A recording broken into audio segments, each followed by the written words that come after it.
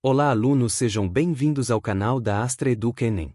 Neste vídeo vamos estudar as principais forças da mecânica, um conteúdo fundamental dentro da dinâmica e bastante presente nas questões do Enem. As forças são responsáveis por alterar o estado de movimento dos corpos ou provocar deformações.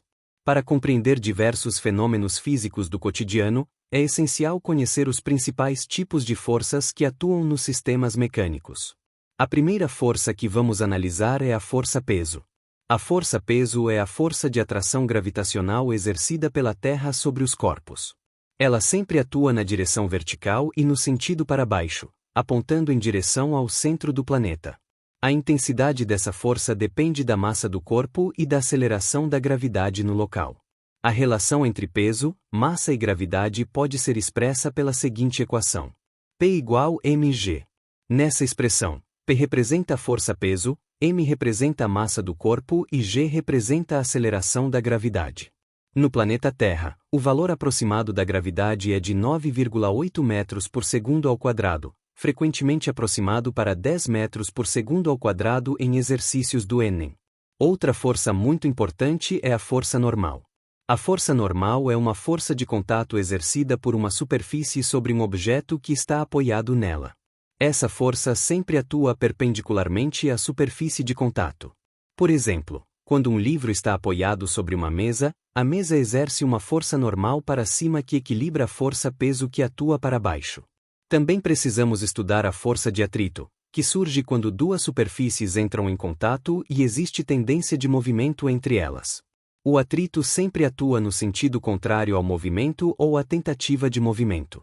Existem dois tipos principais de atrito, o atrito estático e o atrito cinético.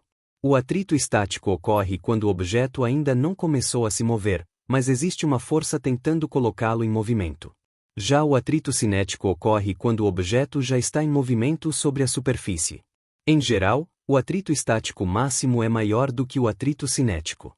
A intensidade da força de atrito depende de dois fatores principais: a força normal entre as superfícies e o coeficiente de atrito do material. Esse coeficiente representa o grau de rugosidade ou aderência entre as superfícies em contato. Outra força muito comum nos problemas de física é a força de tração. A tração aparece em cabos, cordas, fios ou correntes quando eles estão puxando um objeto. Essa força sempre atua ao longo da direção da corda ou do cabo e é transmitida de um ponto a outro do sistema. Por exemplo, quando um objeto está pendurado por uma corda, a corda exerce uma força de tração para cima que pode equilibrar o peso do objeto. Situações envolvendo tração são muito comuns em exercícios do Enem, especialmente em sistemas com polias. Também podemos mencionar a força elástica, que aparece quando um objeto elástico, como uma mola ou um elástico, é comprimido ou esticado. Nesses casos, surge uma força que tende a restaurar o objeto à sua posição original. Essa força é descrita pela lei de Hooke, que estabelece que a força elástica é proporcional à deformação da mola. F igual kx. Nessa equação, F representa a força elástica, K é a constante elástica da mola e x representa a deformação sofrida pela mola em relação à sua posição de equilíbrio.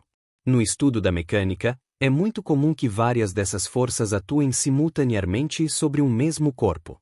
Por isso, é fundamental saber identificar todas as forças presentes em uma situação física e representá-las corretamente por meio do diagrama de corpo livre.